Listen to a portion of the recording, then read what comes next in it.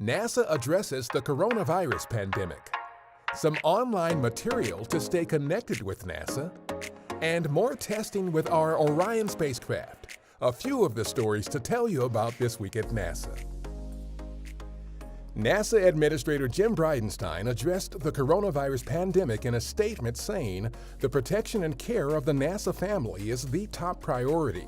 As a cautionary measure and with several confirmed cases of the illness reported around the agency, NASA instituted a mandatory telework policy for all employees on March 17th, with the exception of those needed to maintain continuity of mission-essential activities. The administrator added in the statement that NASA is working closely with the White House Coronavirus Task Force and other U.S. government agencies in a unified response to coronavirus.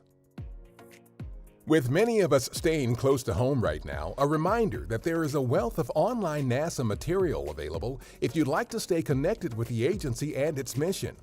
In case you missed it, the 4th season of the NASA Explorers video series is now available in its entirety on the NASA Explorers Facebook and NASA's YouTube accounts. Season 4 follows a team of scientists through the process of conducting an experiment aboard the International Space Station.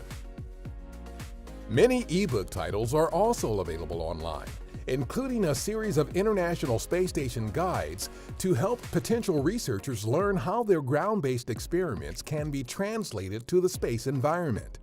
Hubble Focus is another notable series of ebooks.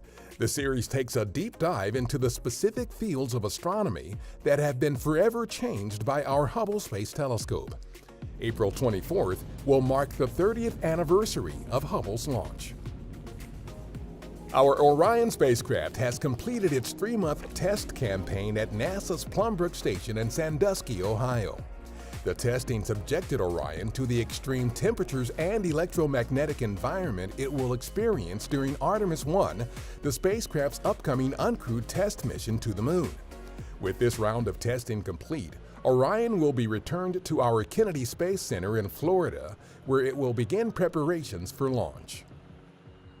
NASA's Landing and Recovery Team practiced securing a test version of Orion into the well deck of a Navy ship this past week.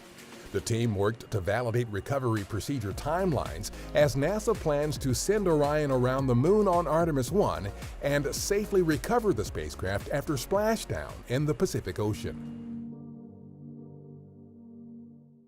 Former NASA astronaut Al Worden passed away March 18th in Texas. As the command module pilot on Apollo 15, he stayed in lunar orbit while Dave Scott and Jim Irwin conducted surface exploration on the Moon.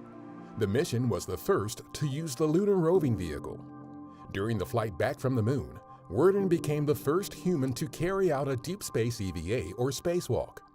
Altogether, Worden logged more than 295 hours in space.